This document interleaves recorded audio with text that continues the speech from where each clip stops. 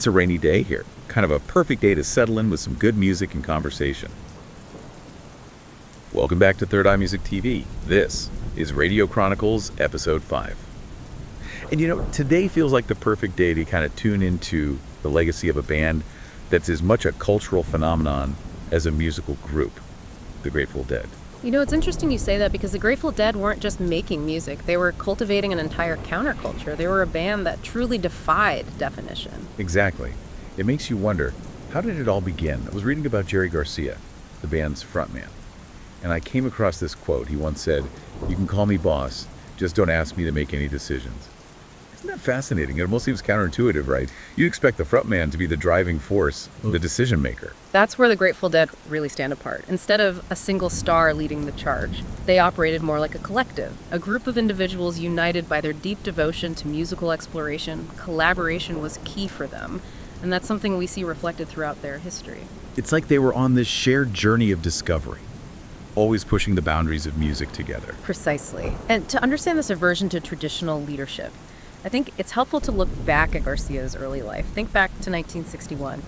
Garcia was just discharged from the Army, deemed unfit for service due to, and I quote, neurotic priorities. Neurotic priorities, that's quite the label. Yep. What was he up to that the Army found so off-putting?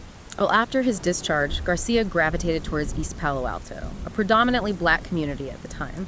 He fully embraced a bohemian lifestyle, even living in his beat-up Cadillac when he couldn't crash on a friend's couch. So we have a young Jerry Garcia, fresh out of the Army, immersing himself in the vibrant countercultural scene of East Palo Alto.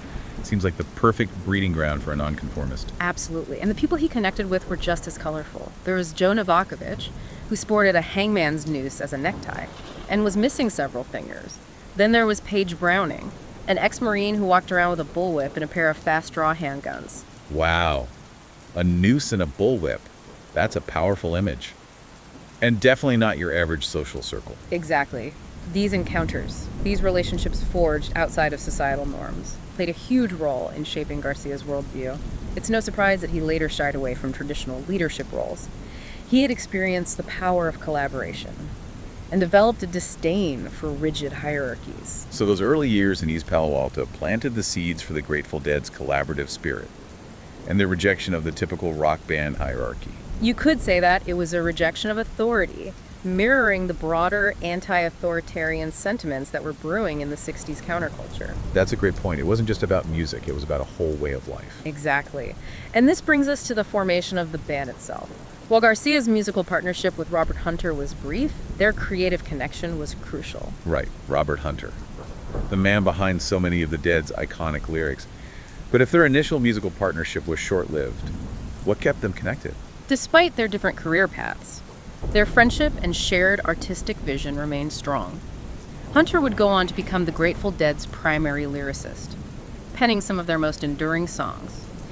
It's a testament to the fact that creative relationships can take many forms. So even though they weren't always playing music together, that initial spark ignited a creative synergy that would shape the Grateful Dead sound for years to come. Exactly. And soon other key players entered the picture.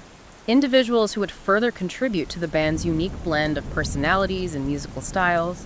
One of those individuals was Ron Pigpen McKernan. Pigpen. Now, he was a force of nature, known for his charismatic stage presence, deep, soulful voice, and of course his incredible harmonica skills. He was the heart and soul of the Dead's blues influence, right? Absolutely. But his path to becoming a bluesman was anything but straightforward. Pigpen actually started as a piano prodigy. A piano prodigy turned bluesman. That's quite the contrast. Yeah. What led him to make that shift? Well, he had a natural talent for music, but resisted formal training, preferring to forge his own path. And that path led him from the world of classical piano to the raw, gritty sounds of the blues. It was a complete immersion. He lived and breathed the blues. It's almost as if he rebelled against his classical upbringing.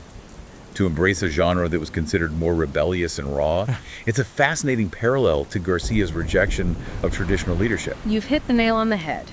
And it was this rebellious spirit, this desire to break free from convention that made Pigpen such a perfect fit for the Grateful Dead. So we have Jerry Garcia, the bohemian escaping societal norms, and Pigpen, the musical prodigy embracing rebellion. What an incredible mix. It's no wonder their music resonated with a generation yearning for change and authenticity. And speaking of embracing change, their paths were about to cross with another key player, Bob Weir. Bob Weir. He was just a teenager when he met Jerry Garcia, right? It's amazing to think how a chance encounter like that could shape the course of musical history. Absolutely. Garcia was giving guitar lessons at a music store. And Weir's parents, hoping to keep their son out of trouble, signed him up. Little did they know they were setting the stage for a legendary partnership. Talk about a fateful decision. So Weir starts taking lessons. And what happens next?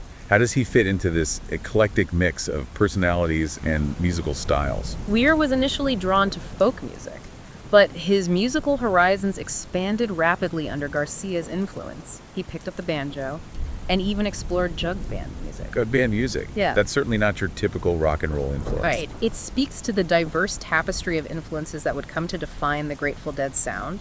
You have Garcia's bluegrass roots, Pigpen's deep dive into the blues, and now Weir's fascination with jug band music. It's like they were each bringing their own unique thread to the musical tapestry. Yeah. Creating something completely new and unexpected. Exactly. And this tapestry was about to get even richer with the addition of Phil Lesh.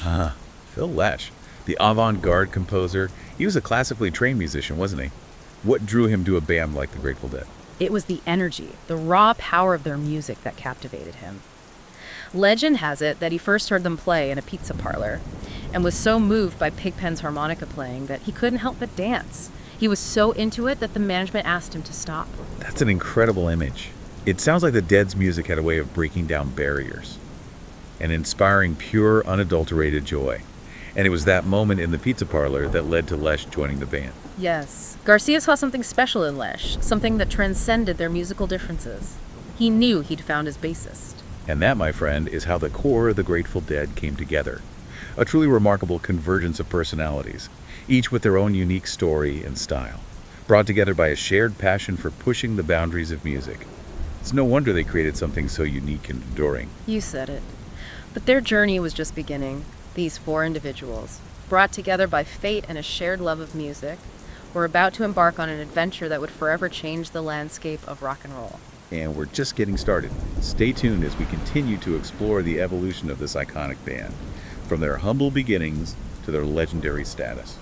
It's fascinating to think about how the Grateful Dead, despite their image as this laid-back, free-flowing collective, still had to grapple with the same internal dynamics as any other band. Right. It makes you wonder how those strong personalities, the clashing egos, didn't derail their creative journey, especially with all the pressures of fame and substance abuse and the relentless grind of touring. Yeah, it's a lot for any group to navigate, and it's remarkable that the Dead managed to maintain such a high level of creativity and collaboration for as long as they did. I think it speaks to their commitment to something larger than themselves. Yeah, it sounds like their shared passion for music was the glue that held them together. They weren't chasing fame or fortune.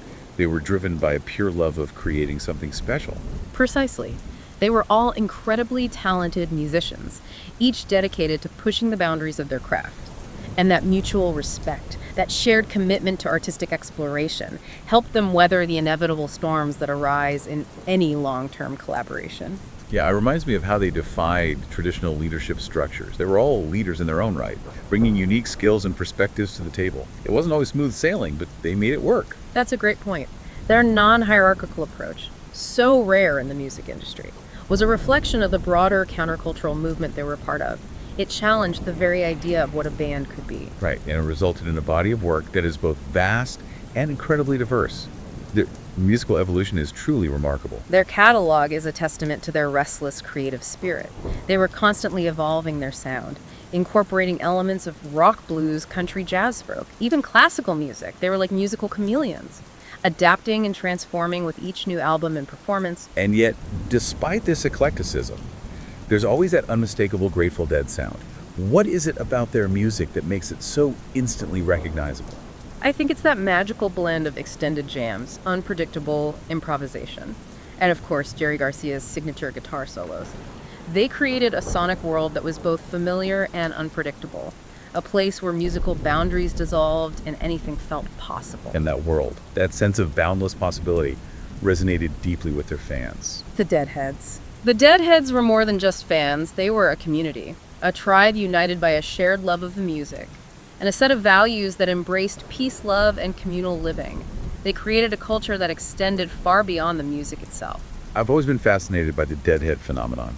They followed the band from city to city, creating a traveling caravan of tie-dye dancing and good vibes. It was a cultural phenomenon unlike anything the music world had ever seen. It was a testament to the power of music to bring people together, to create a sense of belonging and shared purpose.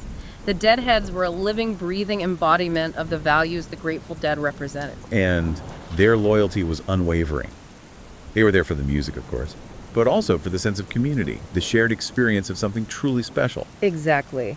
And the band recognized and appreciated that loyalty.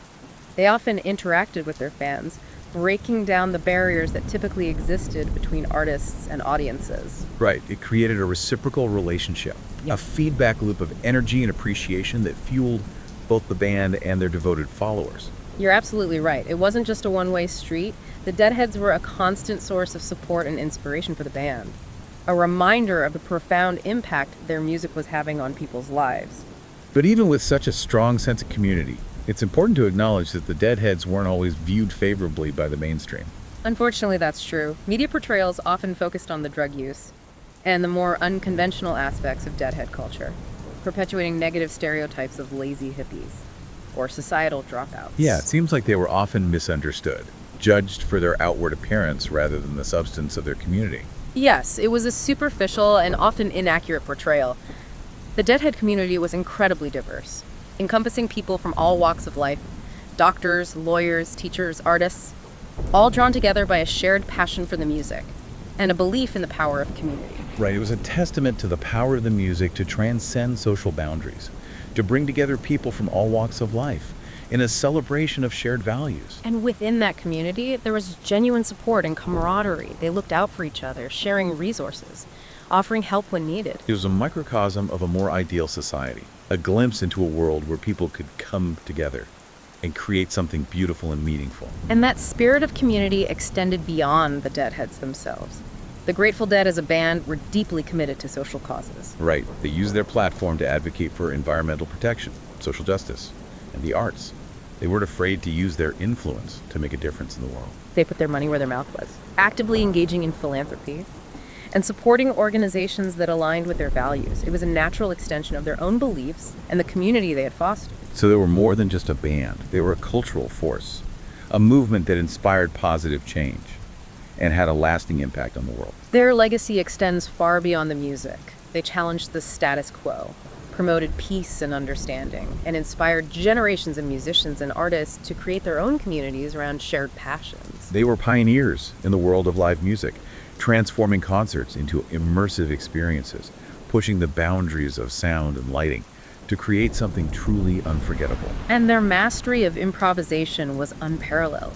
They weren't just playing music, they were having a conversation with their instruments, with each other, and with the audience, creating a sense of collective energy that was truly electrifying. It's amazing to think how a band formed in the countercultural crucible of the 1960s could have such a lasting impact, influencing music art and social change for decades to come. It is remarkable, and their influence continues to ripple outward, inspiring countless artists and fans to embrace the power of community and the transformative potential of music. It's been an incredible journey so far, exploring the multifaceted world of the Grateful Dead.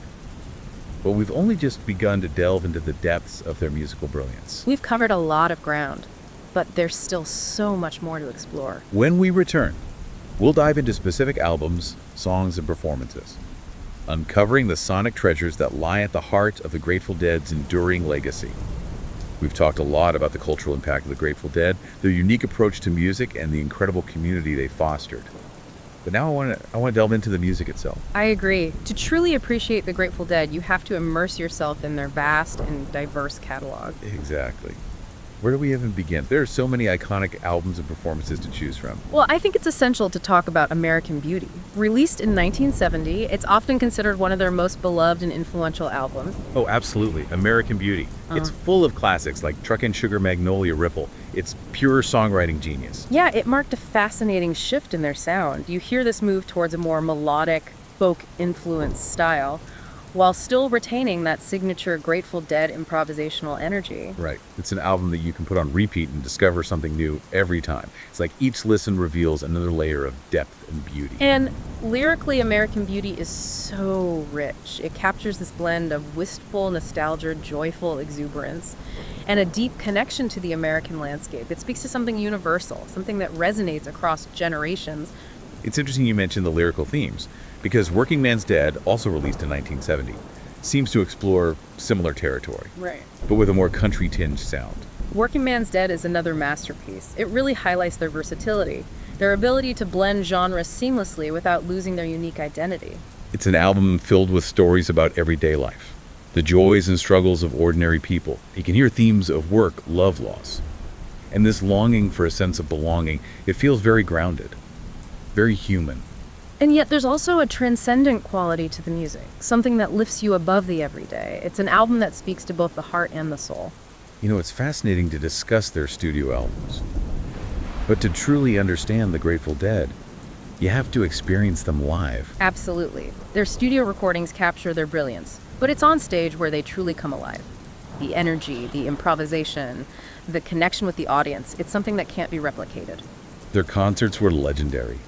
Hours-long jams, unpredictable set lists, and a palpable sense of excitement.